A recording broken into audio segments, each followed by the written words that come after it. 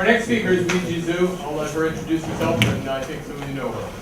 Yeah, I'm Weijie Zhu from School of Marine Sciences at University of Maine, and my initial assignment was just like Rich and stand up here and introduce my students.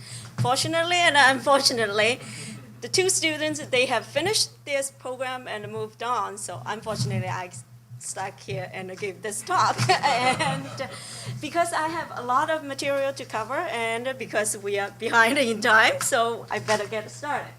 And the first part is actually a hydrodynamic modeling to look at the power resources and also the extraction of power and its impact on the hydrodynamics. And this is the area, and we have been focusing on Cobscook Bay a lot this morning and a little bit this afternoon. But I'm going to shift gear a little bit and focus on the Western Passage. And this is a sort of improved version of the model you see earlier that Qingping showed and focus on the Cobscook. So now we have much higher resolution both in outer Cobscook where the ORPC project is and also some of the proposed site in Western Passage. And because it's a hydrodynamic model, you want to have some realism to it. So we compare with both the sea level observation and the current observations. And just by looking at the graph and compare point to point, and also did the harmonic analysis, compare the magnitude of the harmonics, both for the sea level height and also the current. Once we are satisfied with these kind of comparisons, then you can really look at what you see in terms of the tidal regime in the area. So obviously, you see a very strong current along the tidal channels for some of the tidal phases. But on the side, you also see a lot of the eddies. Okay, and we all know there is a very strong tidal pool, tidal whirlpool there. And we don't really have the direct observations of those eddies because they are coming and go and everywhere as well. But I'm going to show you a couple of pictures that we took as we flying over this area. And one is for the Western Passage, somewhere around here. And this is for outer Cobscook, somewhere around here. So this is the main tidal stream going in and out. And on both sides, you see those eddies. Okay, and the question is why those eddies are important, or why am I interested in those? Well, they're not really along the side. When you have a very strong tidal flow, they are of course hidden by those strong tidal flow. But if you compute the rotation of the flow field, they are actually everywhere. And this is an animation. I'm not going to go through it, but what I'm trying to say is these can actually affect your tidal density, tidal power density. Say, for example, this is the animation of the tidal power density. And what you see is, oops.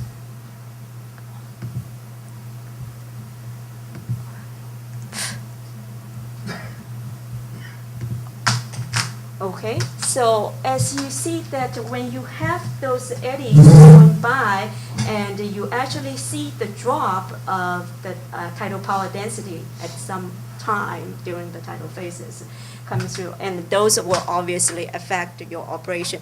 What I'm trying to say is that real world is never like the ideal world. The current is not steady. They change direction and magnitude all the time. And when you want to get a good grip of the tidal resources, you have to take into account of those effects. Okay, now, what becomes more interesting, of course, you never really just place one, and you place multiple units, and what would be the best way of placing them. And the question we have seen come up this morning is how much of the energy or the power you can actually take out of this system by taking out what kind of effect they will have on the flow field. So we did a bunch of experiments. The first one, of course, is the base case. That is just the natural system without any devices in the water. Then we have a bunch of experiments we did. Start with the three simple ones, and you place, say, 10 turbines per row, and you put them in the multiple rows, okay? And then we say, okay, this is not enough. Let's block the entire section for a mid part of the water column and see what kind of effect that has. And then start from there, you take out, well, every other one, you take it out, or every other two, you take it out. And just see to what point you can have maximum gain of energy by putting enough of turbine in there. And then we also say, okay, instead of one row of fully blocked, you can put multiple rows of fully blocked and just do different kind of experiments, see what would make out the best. The first set is only block the mid part of the water column. In the model is 7, 8, 9 layer, but that covers about 40% of the water column. Okay, then we increase both towards the surface and towards the bottom. If you block more and more, what will happen? And I'm just going to show you some of the analysis we did. So for this set, the first 3 is basically 10 turbines per row, which works out about 1 in every 5 grid that you will have a turbine in there. Okay, 2, 1 in every other 2, and 1 in every other 1, and the entire thing. And then you look through it, how much energy you can take out. This is the formula we use. The alpha basically is turned on and off. What we did in the model is when the velocity exceeds 1 meter per second, then you start extracting energy, sort of like what the OIPC is using in operation now. This is like power coefficient. I know this is on the higher side because even in the theory, the turbines are not reaching that kind of efficiency. But the question is, of course, if I exaggerate the effect a little bit more, and then I can see it more clearly in the model what the oceans look like at that instance. And then, of course, you can say in reality, these numbers probably will be lower. Okay, but what's important, what's more interesting is really those relative numbers. Let's start looking at this one. So basically, if you have the entire channel blocked, but for 30 to 40% of the mid-water column, we are taking only about 12.4% compared to the undisturbed state. So what that means is because of this alpha n there, for more than half of the time, your turbine is sitting in the water, not working, not taking out energy. Okay, so works out to be about 40% of the time. Now, when you take every other one out, so your turbine number reduces from 50 to 25, but the amount of energy you lost by taking out half of the turbine is only 30%. The reason is because when you have a turbine placed in the water, in between, the flow is actually going faster. So you are gaining from the neighboring turbines in the water. In a sense, that's why this is not 50%, instead this is closer to 70%. Okay, with 1/3 of the turbine in the water, instead of coming down to 1/3 of the power, you are still maintaining about 44% of the power. Okay, but now, going down here, so we are only 1/5. And this is not 1/5, this is less than 1/5.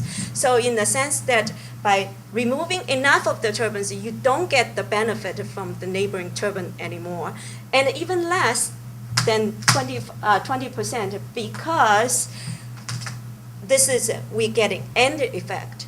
The end of the channel, the depth is actually shallower, so you're not getting 40% of the water column, you are actually getting a much shallower depth on the average. Okay, that's one set of the experiment. The second set is really, so the 2 rows, instead of 1, and we add 3. So 3 is about 200 meters behind the first row of turbines. They are lining up in the tidal channel direction. So basically your second row is in the direct shade of the first row. And in that case, by placing them like 200 meters away, you are looking at the reduction of the power from this experiment to this by about 15%. okay? However, the third row we add is in between these first two rows, okay?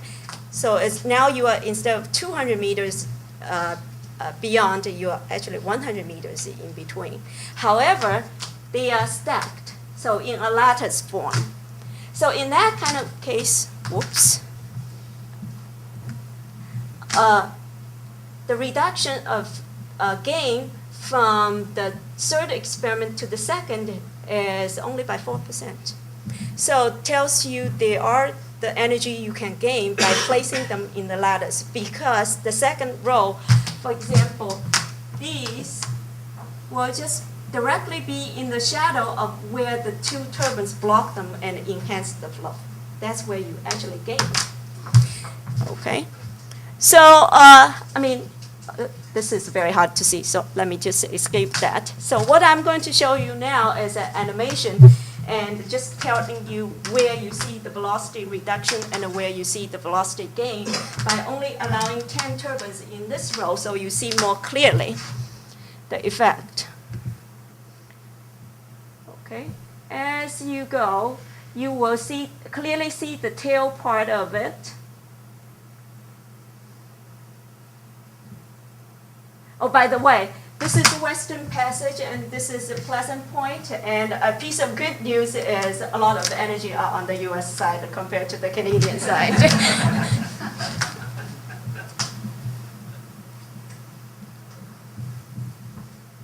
Okay, so this is going to go on for a while. Let me move on. And the next thing what we looked at is by taking out of the energy, does it change the mixing regime of the bay?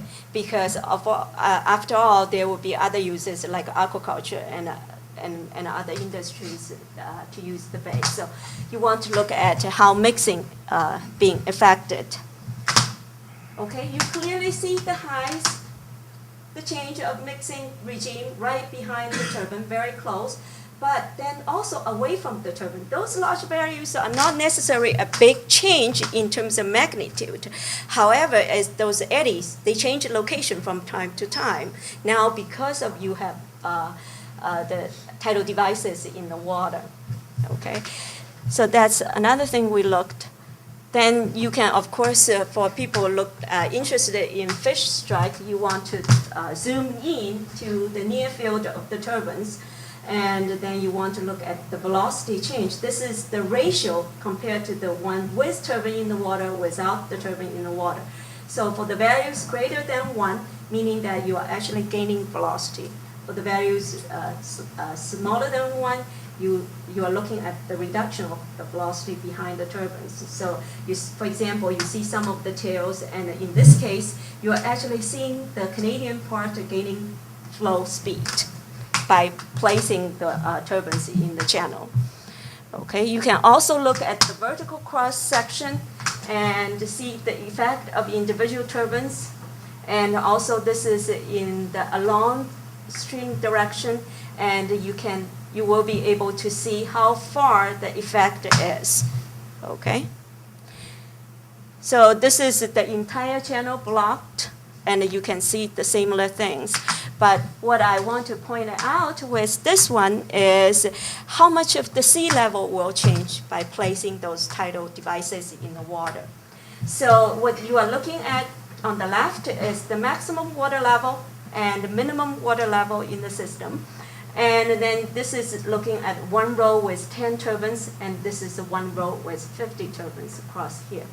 Okay, I want to point out a couple things. When you only have 10 turbines in the water, you do see some sea level changes in Cobscook Bay, although we put the turbines in Western Passage. Okay. However, these effects are not alarming, because what you see is the decrease in the maximum sea level and increase in the minimum sea level. So it doesn't cause any alarm. However, when you put 50 turbines there, what you see here, the same kind of response in Cobscook, but in St. Croix estuary or further up, what you see is the increase of maximum sea level and the decrease of minimum sea level. That could cause some concern. Okay, so in a sense, what I want to point out here is the system response is very complex. You really need to look the entire bay system and find out place by place where you are kept most. Okay, so to summarize this part, and I basically want to point out what we have seen so far are some nonlinear relationship between power extraction and the number of turbines, and also include their distributions. And another thing is when you look at the sea level, the mixing regime, and all those things, you're not only seeing the near effect, you're also seeing far effect. So you do need to take into consideration when you put it into policy, okay, when you're considering policy. And the second piece of this study is done by Matt Cameron in the tow tank. What he's trying to look at is the detailed flow field around the model turbine. Okay, and so very similar to what Ro showed to you in the tow tank. So this is the tow tank. This is the cross-flow turbine, which he's mostly concerned about. And the two variables that we are measuring are the three-dimensional velocity field and the pressure. Okay, the primary equipment we're using is the ADV. It stands for Acoustic Doppler velocimeter. Very similar to ADCP, but it's a much smaller scale, and you can measure high fluctuation of velocity in an experimental or lab setting. And in the tow tank, basically what we are measuring is we have the ADV sit on the floor, and as the turbines pass through it, so the relative dimension will be, this is the turbine and this is the water height, and that's where the measurement takes place and so on, okay?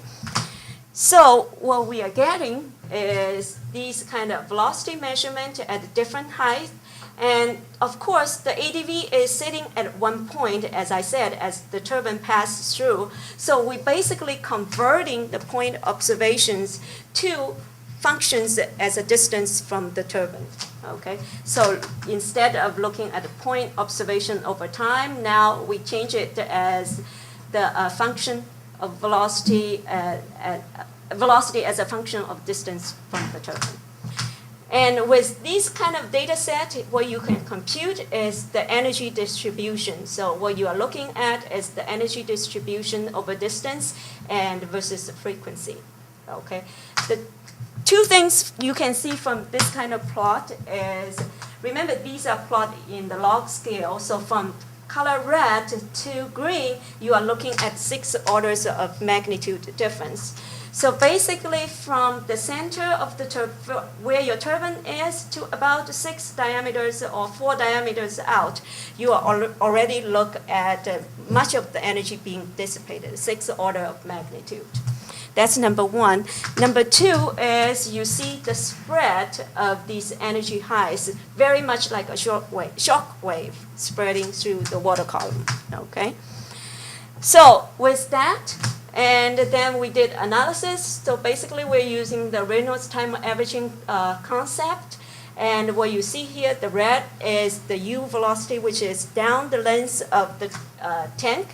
And particularly, I want to draw your attention to W, which is this blue line.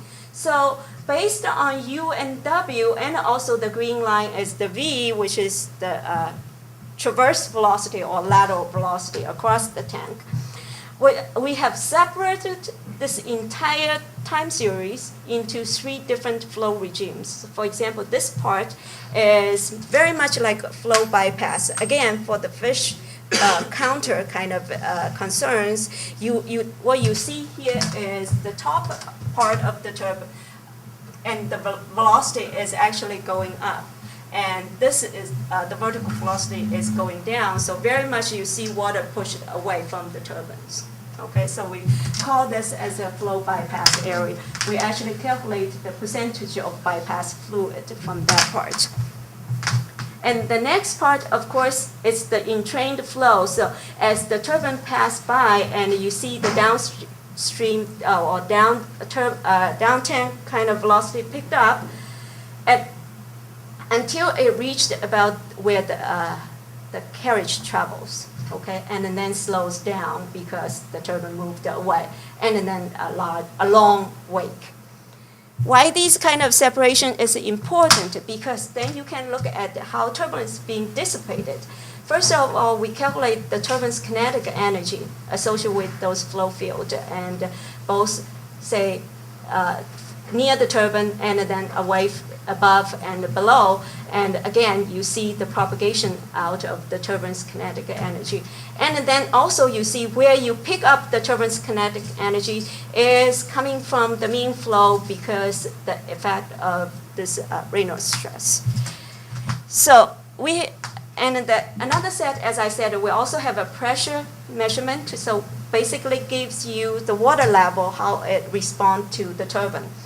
Okay, you see the water picked up, the water height increases, so this is the blockage effect basically as the turbine passed by. And then there's a response to it, the recovery, so the drop of water. If you look carefully of Raoul's movie, you can actually see both. But the effect is about 1 centimeter in the tank with the scaled turbine. So we still have a lot of analysis to do right now. This is the entire data set Matt has accumulated, basically for both the 2-blade, the low solidity turbine, and the high solidity 4-blade turbine, okay? And for the low solidity turbine, he did it with the optimum tip speed ratio, however, with different blade positions. Then for the high solidity turbine, he actually did it for both the on-design and off-design, meaning different tip speed ratios. So we still have some analysis to do, and moving forward is also filling in more data, filling in some of the data gaps in the sense that right now what the data set Matt has accumulated, the low and high salinity turbines observation or the velocity observations are at different height. We want to have them on the same height, so then you can really compare apple with apple and orange with orange instead of apple with oranges, for example. And then, of course, from the modeling side, what we see here is you have to have a model come down to the scale of the turbine. Then you can integrate all those turbine operation parameters in there, and that will allow you to give a more accurate determination of the amount of resources you can extract, which also helps you to optimize the array of turbines. Okay, I stop here.